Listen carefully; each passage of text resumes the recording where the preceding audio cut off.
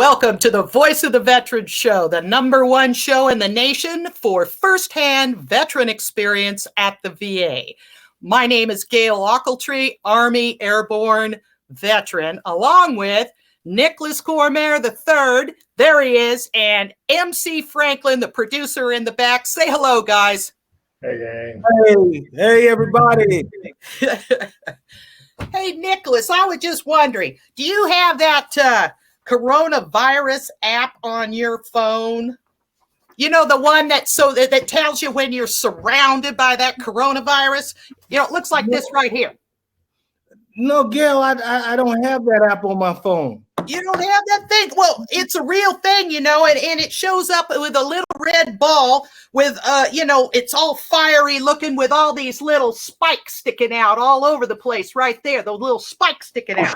You talk about spike proteins. Look, I don't have that coronavirus alert on my phone, Gail. Does an alarm go off or something? Oh, yeah, it does. Oh, yes, it does. I'm telling you, I woke up this morning with a taste of tequila and guacamole in my mouth, and I'm telling you, I'm exhausted. What? Now you see why I buy into these stories. Okay, so coronavirus app is going off, and we've got tequila, guacamole, and you're exhausted. I'm exhausted. That's right. I'm exhausted. And look at. Here's what happened, okay? Here's the story. I'm taking a walk down the street, right? And the alarm goes off. Okay, and what did you do? Well, I look down at my phone, of course, and there's that bright red light just flashing away. I mean, that virus is just surrounding me. I'm like losing my mind, you know? And so I did the only thing I could to immediately socially distance, you know, and I leap into the nearest dumpster behind the Mucho Mas Mexican restaurant, and I knocked myself out. I mean, I was unconscious. I couldn't help but notice the outfit. Does that have anything to do with the Mucho Mas Mexican? Well, I wanted a little Mexican flair there. You look great. Thank you very much. Stick to the script. Oh, man. What? It's worse than getting the virus. Yeah, How'd you get out of that dumpster? And that could be rough if you've never done it before. Yeah, well, like I said, I woke up with the smell of tacos and tequila and hot sauce in my nose, but that was a lucky break for me because, heck, I had breakfast right there. So I did what anybody would do. I got the hand sanitizer out of my pocket and washed my hands all up before I had a taco or two. Well, that's good. You I suppose. Look, there's no ordering, there's no bill, and there's no waiting for your food to come to the table, and you dodge the virus on top of that. What's next? Well, what do you mean, what's next on Voice of the Veteran, or what did I actually do next? Okay, so I'll answer both. Okay, #1. What I'm going to do is I'm going to email my primary doctor at the Women's Health Clinic, right? This is what you do after you do something crazy like sleep in a dumpster overnight, right? I'm gonna contact my primary at the VA, and I'm going to do that by typing in a message on My Healthy Vet and the secure messaging, and I'm going to ask for a consult to chiropractic clinic because I've been sleeping on that tequila bottle all night. You know what I mean? And my back is hurting, you know? So, and maybe I'll get a consult for the sleep clinic too, you know, because I'm exhausted. I'm telling you, I didn't sleep very well at all. And maybe the VA Volunteer Services will have a sombrero. Well, maybe not. For your next Corona adventure. Okay, let's do the real Corona update and antibody testing, which maybe you'll need after being in the dumpster all night. I might. It might not have anything to do with Corona. I may need antibody testing for God knows what after I was sleeping there. So maybe I could just take that stupid app off my phone, and that way I could just go around stupid. No. I like the idea of the app. I'm going to ask you about it later. I'd like to get it. But that's always an option. And there's more, right? There's more Spirit Mountain time. There's that too. Spirit Mountain. Yeah. Let's do the serious part of the show. Okay, let's try to be serious.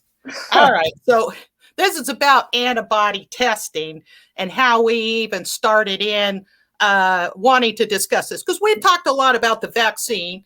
Nicholas and I have both gotten 2 shots, Pfizer shots at the VA. Everything went really well. But then I got the bright idea that I needed to have an antibody test. So we're just going to go through it about why you should or should not have an antibody test and what that's all about. And it's quite detailed, so stand by. So I truly appreciate it when anybody at the VA, any authority gives me clarity on a subject, right? So that I can mention it on the show. Because the entire purpose of this show is to give correct information, okay? So as a result, someone at the VA took the time to send me an email to give me clarity, not only about the VA, but any kind of antibody testing anywhere and how that kind of works. Anywhere, period. Yes. And we made a comment on the Voice of the Veteran show about antibody testing, and Gail received a comment back from a VA employee, someone who says, she says, is an authority and who knows what he's talking about. She didn't have permission to use his name, but she says that it's good intel. And that we can trust it as it comes from a quality source at the VA hospital. That's right. And so we're going to quote the following information as our own firsthand experience, because it was directed to me about antibody testing. Then Nicholas, I'm going to try and Nicholas and I are going to try to pick this apart line by line, because neither one of us are dummies. We both have postgraduate degrees. And so we're just, but, it's not medicine, so here we go. We have a quote, and the quote is from the email from Gail to Gail. And it says, by the way, the primary antibody test we use for COVID might not show initial reactivity to the vaccine. Okay, that seems clear, right? But we're like, so Gail, you wanted the antibody test because we talked about this to make sure that the vaccine was actually working, right? Well, yeah, because I had asked last year for a titer test for measles. And I thought, well, I'll just get one of those to make sure that that new mRNA, that messenger RNA stuff is really kicked in. But that's not quite how it works. Right. This is interesting. Keep going, Gail. Okay, so the vaccine, this is a quote, the vaccine uses spike protein to make antibodies. Okay, yes, I knew that because they've talked about it, on TV quite a bit. And those are those, like I said, those sticky out parts right there. Those are spike proteins right there, okay? And that's why they call it the coronavirus, because it's like a crown with all these things sticking out, And these different spike proteins, there's all kinds of them. There's K spikes and M spikes and P spikes and S1 and S2 spikes. And, so do I dare say that I understand that up to that point? Are you getting this? The different kinds of spike proteins? I'm sorry, I lost my place. But no, yes. Yes. That's clear. I never can hear too much. So our quote is, here's a little more from that quote. Those who get the virus also make antibodies to the virus capsule. So people who get the coronavirus and are infected with the virus make antibodies, right? Yeah. And that's the same way we do with any vaccine. So we make antibodies, which is a defense to that specific virus. Oh my God. Okay, hold up. Let's just define for the audience what a virus capsule even is. Okay. And then we'll continue on. So in my email from Tony Fauci, but you know what I'm saying, from the authority, he refers to a virus capsule. And this is genetic material, okay, that is surrounded by a capsule made from a specialized protein, okay? And that's why flu shots are different every year. Every year it's different because it's, well, special. Okay. It's just special. Okay. So some of these viruses have an additional layer to them outside of that capsule layer, and that's called an envelope. Like you put a letter in an envelope. Well, this is kind of the same kind of thing. So now these corona microbes, are like flying all over the air. And, at least this one is. And, and they're on surfaces too. But, the coronavirus is aerialized, and that's where it is. That's why we wear masks and stuff. But I mean, they have a dizzying array of functions and health effects, these things. I'm telling you, it's different for different people. I mean, they're trying to figure it out still. And I mean, whoa. I mean, but the structure of the virus is basically pretty simple. It looks like that. It's pretty simple. It looks like the app on my phone. Okay. So each one of these things, each one of these little balls of virus has either DNA. I got to take a breath. DNA. No, I'm serious. This is a deal. I'm not going to go on too long, but I'm with you. We're with you. Okay. Just, I need a breath too. I mean, I've been in the dumpster all night. You got to remember. Okay. So, so each one of these has DNA or RNA genetic material in it. And that genetic stuff is encapsulated in a protein packet. I know the scientists call it a capsid or something like that, but that's another show. But now this protein packet, like I said, can have that additional layer or the envelope. And last week, you remember we talked about PERC, right? And that's the Patient Education Resource Center. And you can go in and read about all this stuff that I'm talking about. I love going in there. And as you know, I know everything in the world, no, not. But what I'm telling you is just my firsthand experience at the VA and trying to figure this stuff out, and trying to leave something in the library that explains exactly what this stuff is. Okay, so here's the reason that we wear a mask, social distance, and wash our hands, okay?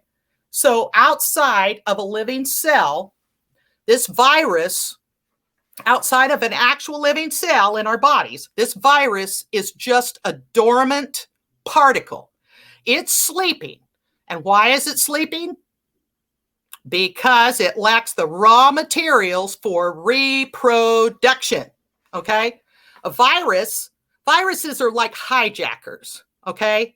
And only when it gets in there to the host cell does it actually go into action, hijacking the cells like metabolic machinery, and it starts producing copies of itself. I mean, it's just cranking out copies as fast as it can. And now we can do one of two things, right? We can avoid that virus altogether, or we can kill that sucker. I mean, kill that virus dead, and that's interferons, and that's another show too. But we can send in, and this is what you and I did when we got vaccinated, right? We can send in mRNA or that messenger RNA into the cell with a message telling it to stop that shit. I mean, stop it right now, And it's like football. Nicholas, how much you love football, right? Well, you know how they actually run interference and they're blocking and carrying on and whatever. That's what we want to do with these protein spikes. We want to block them from being able to get in there and do their thing, and start replicating. I'm almost done. Just this much more. I'm telling you, seriously. And after all of that, I know what you're going to ask me. You're going to ask me if we can actually kill a virus. Can a virus actually die? And the answer is no. And the reason is because it was never alive in the first place. A virus can't thrive independently, and that is why it's a hijacker. A hijacker. It needs a genetic host. Okay? That's why masks are important. Even after we've been vaccinated, we need to still continue to wear masks, socially distance, and jump in those dumpsters if that's what it takes to stay the heck away from people. Okay? So 5 characteristics of a virus are, number 1, yep, mass attachment, right? Penetration into a cell, uncoating of that protein packet or envelope, taking it out of the envelope, and now it's going to do its thing, replication and assembly. Okay? It's serious. Okay. Do I understand how? Okay. So I'm going back to the questions from the email. All right. So, I think I understand that up to that point. I don't know how I can without being a scientist, but I'm trying my level best to understand that process so that I can stay away from it. You know what I mean? So here's a quote.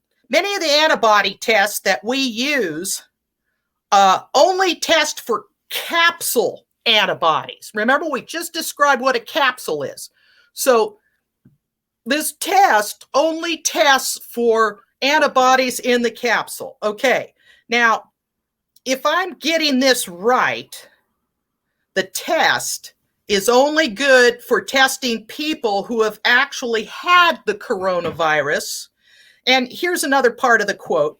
That test might come back negative if someone got the virus but didn't have the disease itself. Mm. Oh my God. So you're saying that people who had the virus are different from people who didn't have the virus and who were vaccinated? That's correct. They're two different groups entirely. So yes, and that's how I read this email. And I love it. I love this email because I just read it and I went, oh my gosh, I'm going to have to really, truly, and it wasn't written in doctor language. It was written simply, line by line. But for gosh sakes, this whole process is, it's very complex. I have a lot more respect for the medical staff after going through this, I have to tell you. And so it says that it would be positive, the test would be positive if it was exposed to the real virus and not just to the vaccine. So vaccinated people will not benefit from this test, really. It depends on the timing of it too, I imagine, but like I wanted to run out and get it right away. Give me an antibody test, VA, please, and that's just not what I need to be asking them. So so here's further quote. We use the antibody test for the spike protein as a confirmation test and not the primary test, for that you've got the bug. It's all about this encapsulated thing and whatever else. I mean, seriously, I know there's probably a better explanation to what I just said, but give me a break. So in addition, the moral to the story is to know exactly what you're asking for, before you ask for it, because I would have been in there thinking that the VA was just telling me no for no good reason, and that's not it at all. So anyway, that's what I wanted to say. I'm done. That's great information. I tried. Well, thank you. I learned something. So you're saying, Gil, be informed, know why and what you're asking for before just randomly asking for any antibody test. Yeah. Right. And you're also saying that, people get a positive test and then a negative test. It's not because the medical community is giving a crappy test. No, it's not. The spike protein status, which makes sense. So yeah. So the vaccine status matters. Wearing a mask matters even after you get vaccinated. So keep that mask on. That's right. Keep that mask on. And here's the final quote. The person also said, thank you to you and Nicholas for what you do to get the messages out about VA care. That's nice. Thank you. Yeah, I thought so too. Tequila. I don't do tequila. but coffee. Hey, I want to ask Franco something. Franco, do you have any pictures of those donuts back there? Well, it's a bagel. Oh, you got a bagel. Oh, there's the donuts. Okay, yeah. Because I was just wondering, because I was gonna make up some more thing about our what is her name? I don't. In Texas, Crystal, right? Crystal. That's right. I'm sorry, Crystal.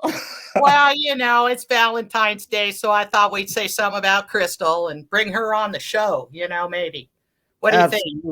Absolutely. Oh my gosh! Hey, Crystal. How are you? I'm good. How are you? I'm good. Happy Valentine's Day. Happy Valentine's Day. Nicholas, this is my good friend Crystal, and we met on Spirit Mountain. And yes, right. She does live in Texas. San Antonio. Wow. Happy Valentine's Day indeed. That's right. So, Crystal, tell me now. So you live in Texas. Where do you live in Texas? San Antonio. Where does your mama live, Nicholas? My mother is moving to San Antonio. My dad lives in San Antonio. Oh, how convenient is this? Okay, very good. No, I'm just teasing you guys. This is wonderful. We love you. I'm on Crystal. So, Crystal, you were in the Army. Do I have that right? You do not. Navy, man. Oh, no. What were you in? Navy. Oh, the Navy. Okay, well, what the heck? Now, you told me something about going to OCS or something?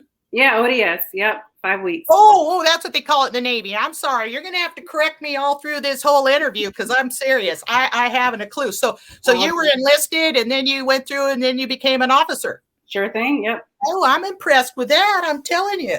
So exactly what was your job in the Navy? What'd you do? So I was a corpsman for 5 years, and then I was an officer for 3, healthcare admin. I see. Where were you stationed? Tell us about that.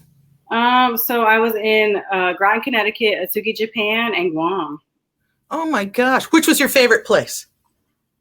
Japan, for sure. Was it really? Did you learn Nipponese? You speak Japanese? Very little. Like, just enough to get by. Yeah. Yeah, like where's the bathroom? Right. Yeah, that's exactly right. So, I wanted you to meet Nicholas today because, hey, Franco, if you have those pictures of axe throwing back there, I want to prove to Nicholas that I knew more about axe throwing than, and I wasn't just making this all up, but this is actually there she is.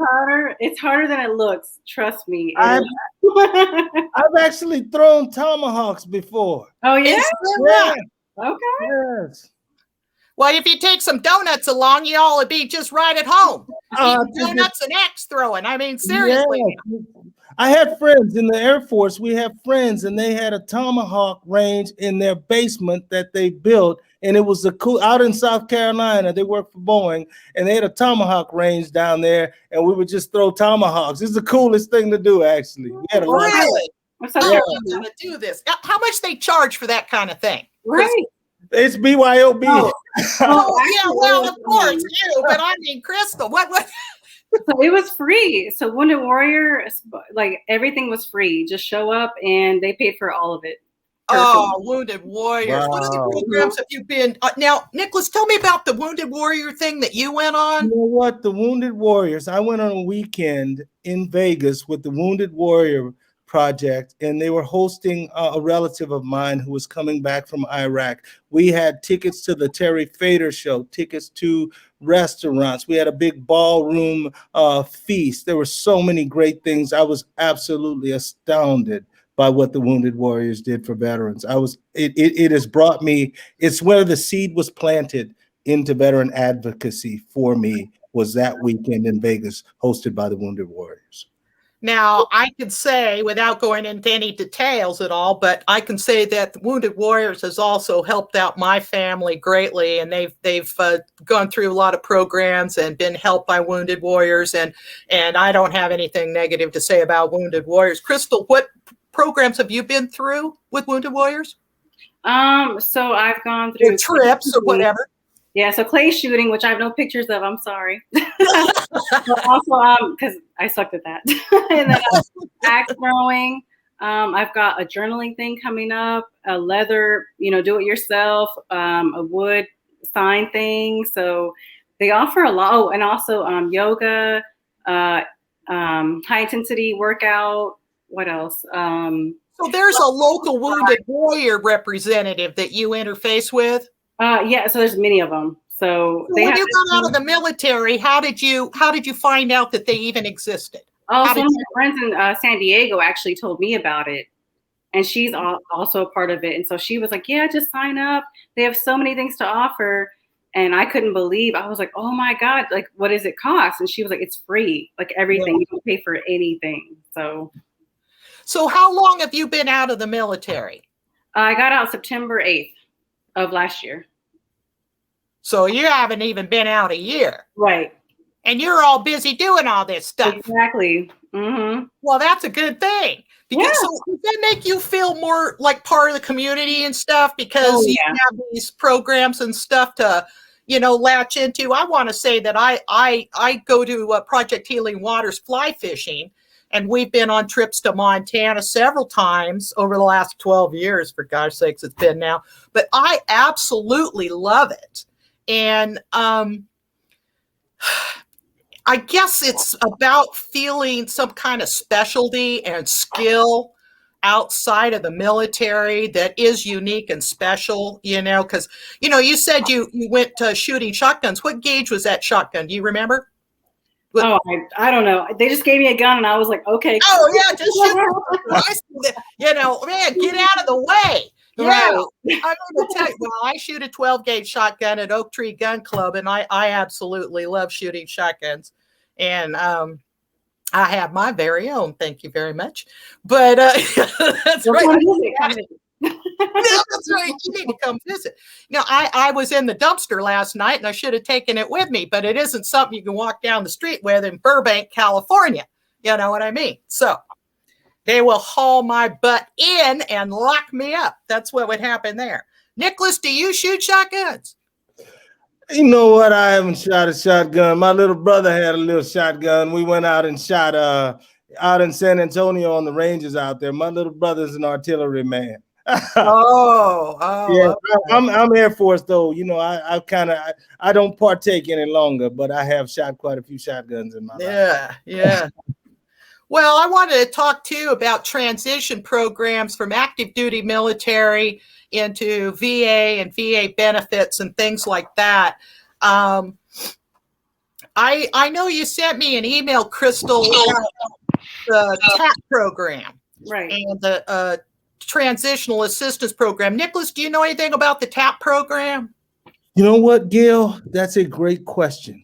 It has recently appeared on my radar. When I got out of the military, I did not have any understanding of what TAP is. I've recently learned at the VFWC through participating in TEAM that there is a transition program, and it's called TAP. I'd love to hear more. Oh, through the Family Wellness Center with TAP. Yes, that is where it first appeared on my radar. Oh, okay. So we need to be able to tell people locally about the Family Wellness Center and the TAP program there, because that's an important thing. So, Crystal, tell me a little bit about your experience with the TAP program and how you interfaced with it. Was it online? Did you go into an office and meet somebody? Were they nasty to you, or were they really nice, or what exactly was that like? So unfortunately with COVID, it was just all online. Oh. And so I had friends that had gotten out before everything had, progressed or whatever. And they were, in person. And they have these, 4 or 5 booklets, and I'm sitting here with one, and I'm like, I'm so confused. Like, I had more things to look at, and but even with the COVID, like, they were so helpful any questions you had, you can call the office or stay later or go in earlier.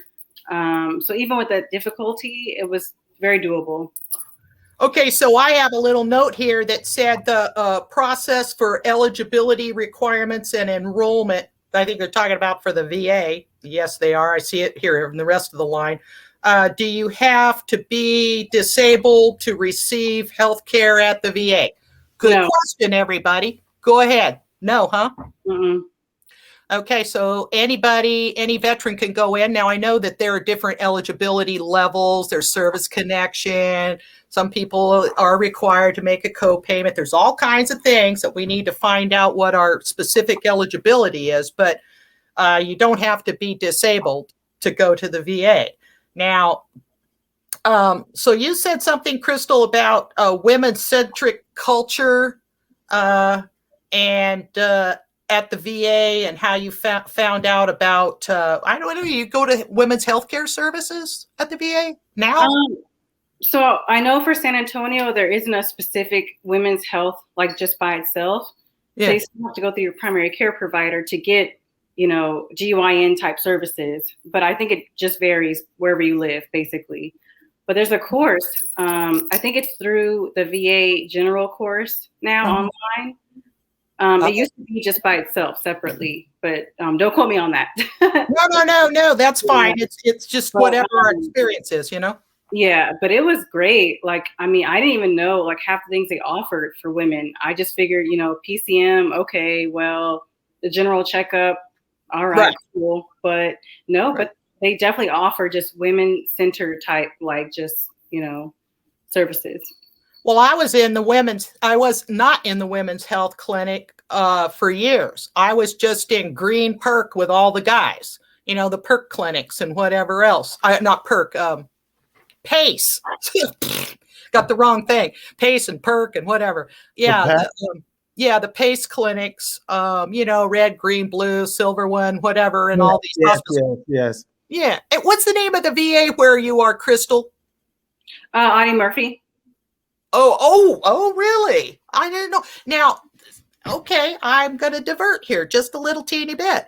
Audie Murphy's wife, Pam Murphy, used to work at Sepulveda VA, and I knew her. What? Really? She was 83 years old, and I'm just going to tell you this one quick little story. It's very short. And she created her own job. And she would go out and help the veterans, and and we're sitting there like this, waiting too long and whatever. And she'd say, "Could I check on your appointment for you?" And she'd get their name and their last four, and then she'd go back there and see how long they were going to have to wait. And then she'd come back out and talk to the veteran and just kind of interface so that they just didn't sit there getting pissed off, thinking they're going to wait forever, And one day, she came out and started that process with a young man and trying to help him out. And she goes back in the back to check on his appointment time. And the guy says, "Well, you'd think the damn VA could get some younger people working for him here, And I went, "You've lost your mind. Do you have any idea that that's Audie Murphy's wife, his second wife? Second wife?" I said, You need to be polite when that woman comes out. Well, she came back out. He stood up and he yes ma'amed and no ma'amed her and clicked his heels, and I was happy to see it. You know what I mean? But that honestly, she did. She worked at Sepulveda VA for several years. Yeah, it was cool, man. We loved being around her, as you can imagine. So you're at the Audie Murphy VA in San Antonio. I didn't even know that was. Pardon me? It's great. I've had friends in other places that have, lagging care, I guess, but I have no complaints. Like the VA here is amazing. Well, that's good. How are they doing with vaccines? Do you have any experience with that? Because you're probably not on the list yet. I'm not. Yeah. So right now it's 70 and above, and I think 70 and above. Right. Yeah, and I think it'll be probably in I think next month or so it'll be 65. So I guess slowly but surely it'll, get to us. Yeah. Well, that's good to know. You know that Nicholas and I got ours. Right. Yeah, we both got. I got my first shot January 13th, and second one February 3rd, and you got yours February 4th. And we videotaped all that, so we're going to do a whole vaccine show. You got to watch that. You promise? I promise. Okay, I've got to. I've got to collect viewers wherever I can. You know what I mean? My dad says they're doing a great job out there in San Antonio too at the VA. He has received both shots out there already, and he's doing well. Cool to report, Dad doesn't have any side effects. Good.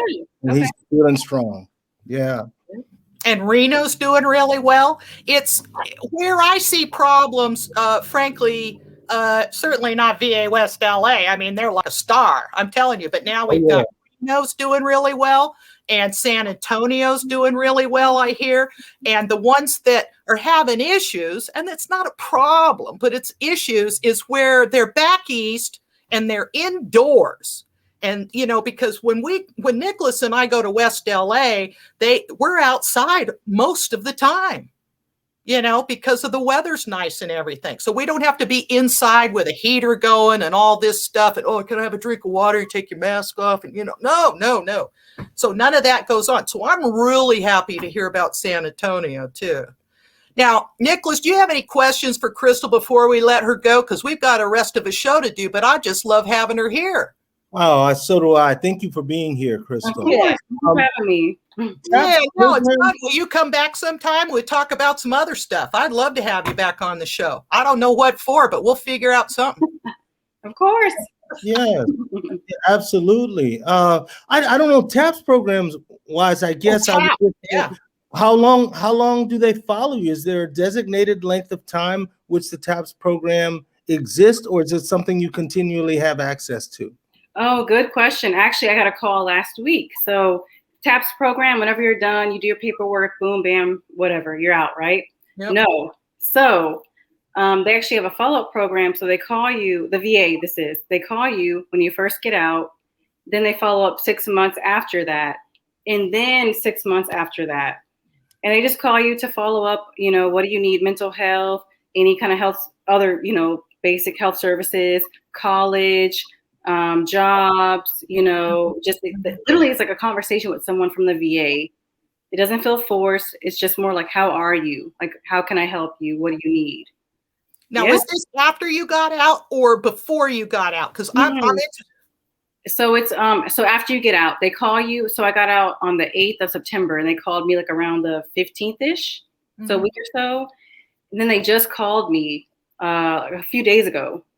And then before I hung up, she said, we'll call you again in 6 months to follow up and see where you're at.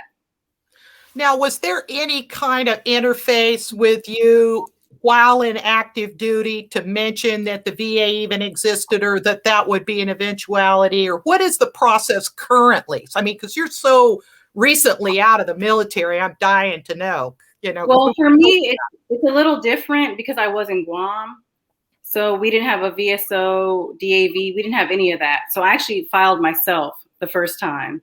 So that was a little difficult. You're smart. So not everybody can do that, and it's tough even for any of us. It's not something we should be expected to do. And you know that VSOs are near and dear to my heart because, you know, they're the ones that help us get those EZ forms filled out. Yeah, right. So, yes. So, yeah. All right. Well, I'm thinking that we're going to say goodbye to Crystal, unless there's one more thing, Nicholas, that you want to ask before we go, because the next thing, Crystal, you keep watching, because we're going to put up a picture of the new VA secretary next. All right. Because we had an acting VA secretary, Dat P. Tran, and we did a whole little thing on him. And then we got our permanent VA secretary, and we want to show his picture in case he shows up in your VA. You know what I'm saying? All right.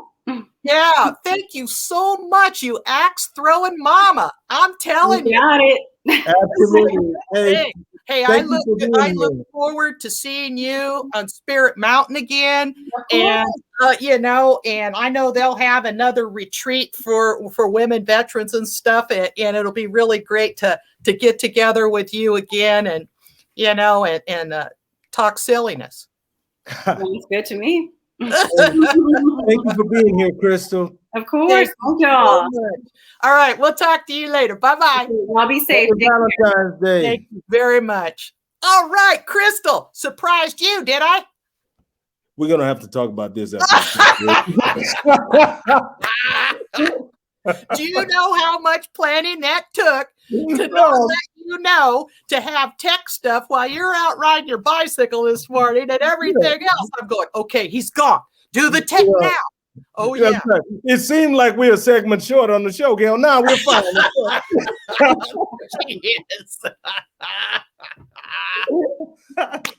Yeah, no, we weren't.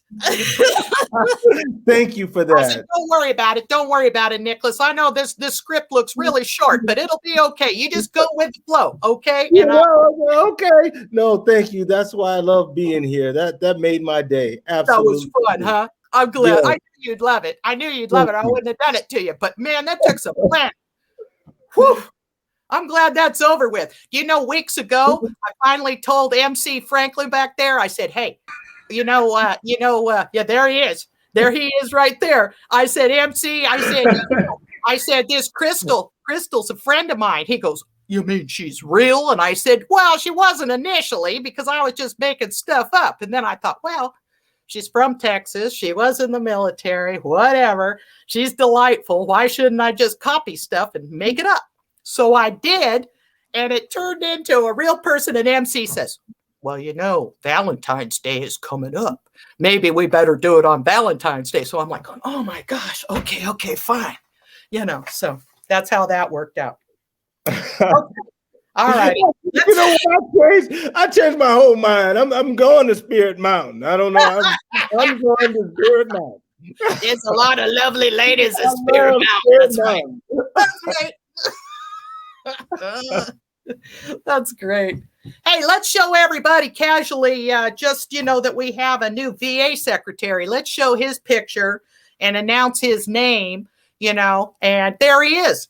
That is VA Secretary Dennis with one N, McDonough. And he's, I have a link here.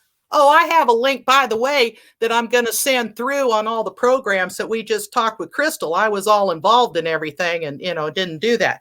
But I do have a link that we'll add in the library for the new VA secretary and to share that with everybody, because it's good to know about, the administration and who's where and the structure of the VA and to be, part of that kind of thing. Absolutely. So VA Secretary Dennis McDonough is our new acting secretary. No, he's the permanent one. He's not acting. That was acting Dat P. Chan or Tran. Tran Dat P. Tran was the acting secretary until the permanent secretary Dennis McDonough could get sworn in. Nice. And all that. So that's what we got going on there. Well, welcome to VA Secretary Dennis McDonough. Yes, absolutely. We look forward to your leadership. Yeah. All right.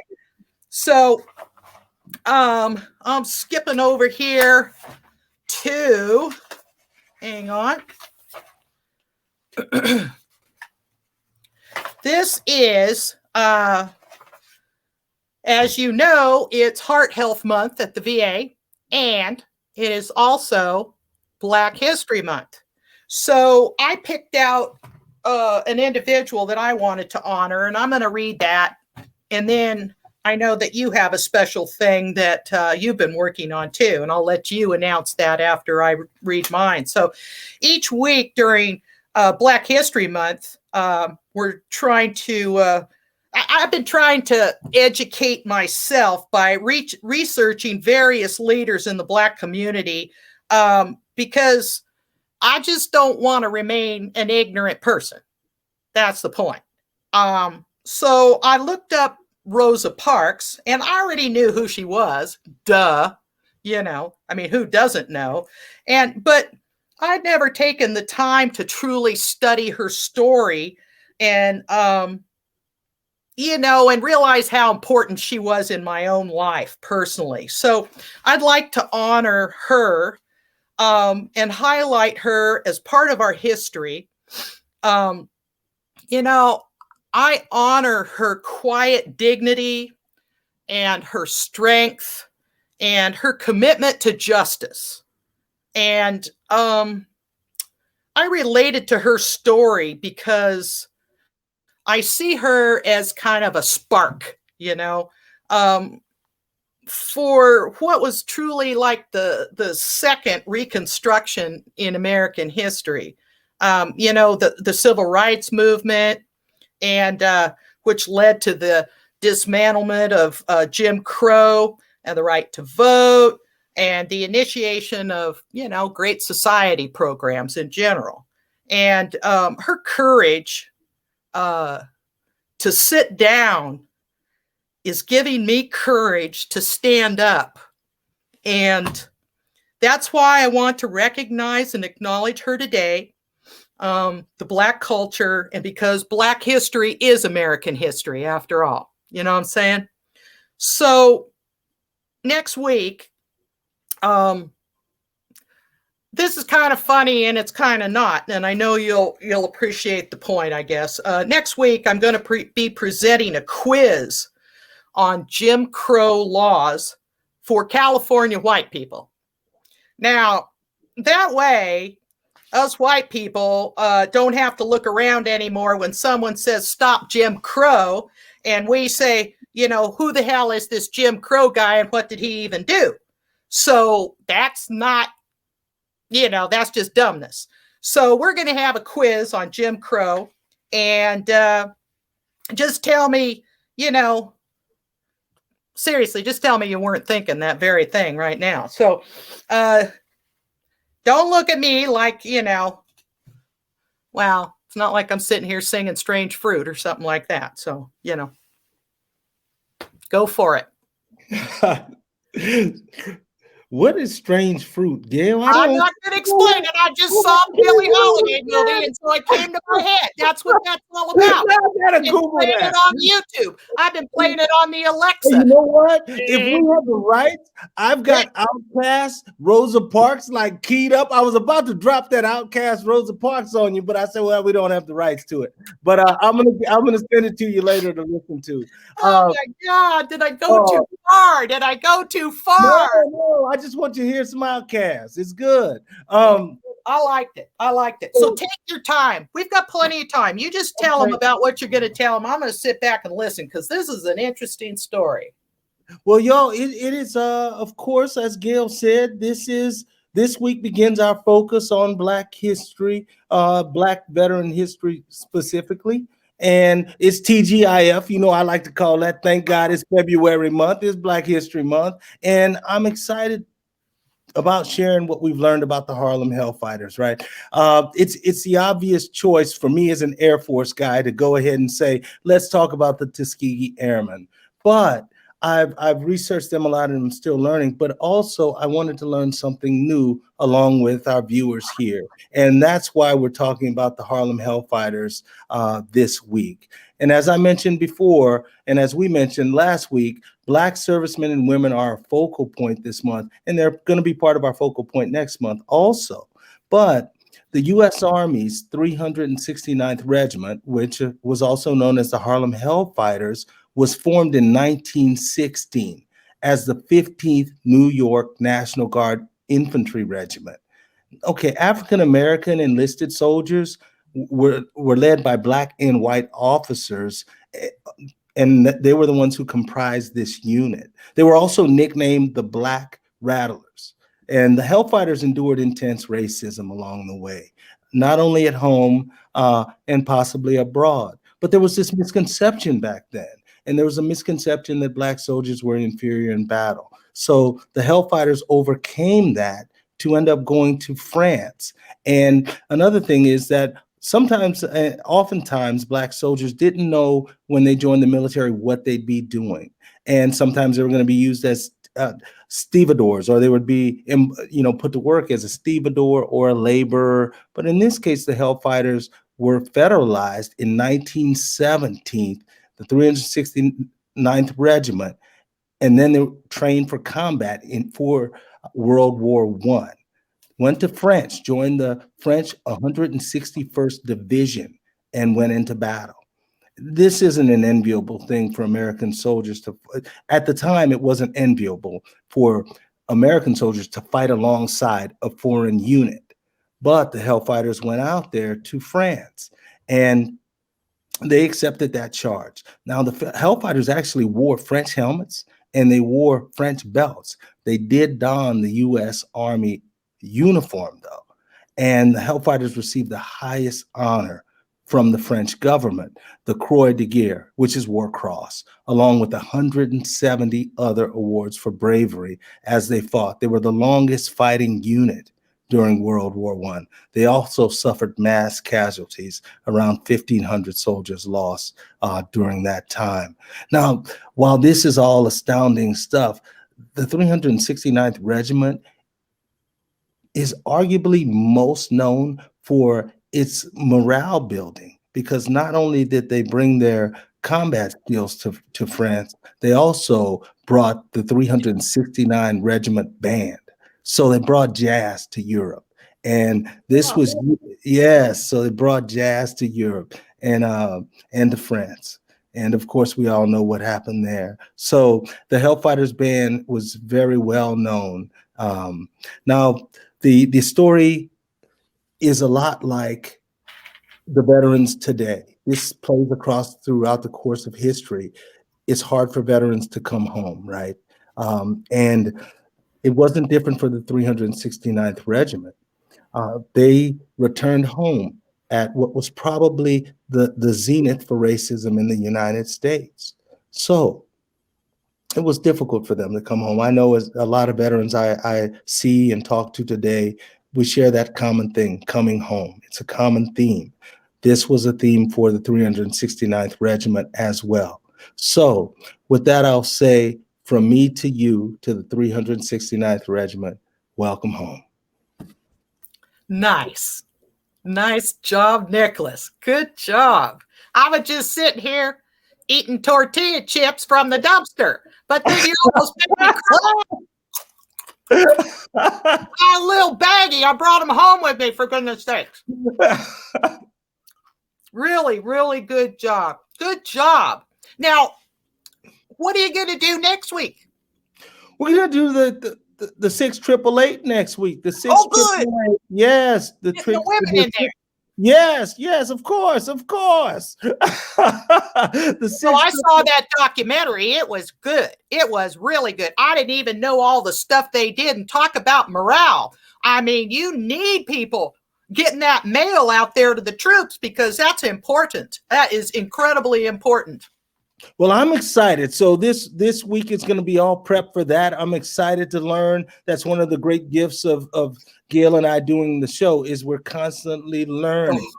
And we like to share what we learn. We like to do that anyway, but having Voice of the Veteran here to be able to share that with our fellow veterans and also with civilians is actually a true gift. So I'm just grateful to be here. So I'm thinking, maybe we'll do a wrap and recap. I've got one quick second to talk about a silly thing that is, we talked about burning strings one week. What is it? Different things that the military does that the civilians don't know about. Do you know, now you're in the Air Force, so you may not know this, and it's not a big deal, but I actually mean that sincerely, not to be a cut. But do you know what a Ranger band is? No, I don't. I don't want to guess. Nobody does, and that's why I brought it up. Okay, so you know what a rubber band is, obviously, and this is a rubber band, only it's special, because you can get a bicycle tire and cut any width rubber band that you might need for gear, or you need to strap something down. You just cut a bicycle tire and you can have one this thick or that thick or whatever else. And that's called a Ranger band, because it's something that you make out of old trash or whatever else. And that's what people do in survival situations. So I only said that because we got a couple of minutes. But you know what? Let's do a rapid recap. And, tell me what most stood out in your mind on the show today on Valentine's Day, even. Well, you know what? Being an LA guy, I'd say my take home for this week, Gail, is that they don't just have angels in Los Angeles. They also have them in San Antonio. That's right. That's right. I just knew you'd be happy. That's a really good comeback. Absolutely. Yeah. Well, yeah. I mean, there are so many things this week. I mean, even everything that Crystal said about, various programs, the TAP program and all that, because you and I just didn't have that same opportunity. And I know you're way the heck younger than I am, but I mean, just to know that there are things that are helping veterans transition into community life in their local communities, and things that they can go do. And these programs aren't just silly little, sports things or little outings to go on. They're actually confidence building skills. And, you hear about veterans going out and playing golf or shooting or going fishing or, and all this kind of stuff. Well, what would be wrong with that anyway? But if you really think about it, it's all about building confidence, building community with other veterans and interfacing. I remember one guy came to the VA, his name was Jess. And we used to have a bird sanctuary at VA West Los Angeles. It's very special. And when he came back from combat, he couldn't talk at all. I mean, Jess couldn't. He couldn't speak, but the birds spoke to him. And eventually he started speaking back. And I'll never forget this. He actually started talking with the birds, and he spent every day out there with those damn birds, and finally could turn around and speak to human beings again. And it was wonderful. And that kind of stuff is what goes on with Wounded Warriors. Thank you, Wounded Warriors. Thank you to all these programs that help vets get outside of their shell and do things in the community again, and be okay. Because, when they talk about that 1,000-yard stare or whatever else, and people come back, they're just like, they're there, but not socialized. I've seen it, Gail. I've seen it. It's rough. Yeah. And so I really, really appreciate all the various 501(c)(3)s and nonprofit organizations that help us out with things like that. Voluntary services at the VA hospital helps with that. Certain the psychology department sometimes helps with that. So I'm thinking too, one of these days I'm going to talk about P38s. One of these days, I'm going to talk about challenge coins. I mean, we're going to talk about more. There's a whole bunch more veteran-y kind of things other than just Ranger bands. You know what I mean? But or burning strings. But I have to give a shout out, Gail, to my brother. My brother is a veteran Ranger. He was a Ranger in the Army. I got to give my brother a shout out. Oh, my big brother. Yeah, I'm proud of him. I got one last thing that we keep avoiding every week, and I'm going to show it right now.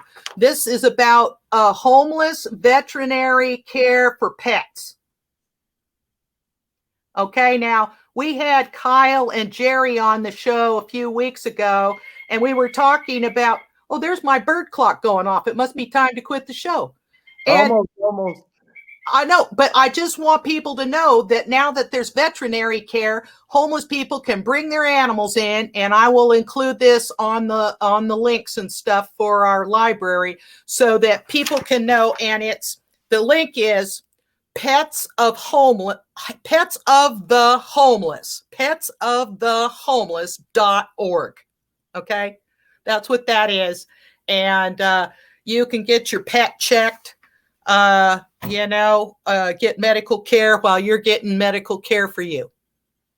So thank you so much to all our loyal viewers. And next week, we'll have more on my coronavirus adventures. Hopefully I can just take that app off because I don't want that alarm going off because I've had just about all the Mexican food that I can handle.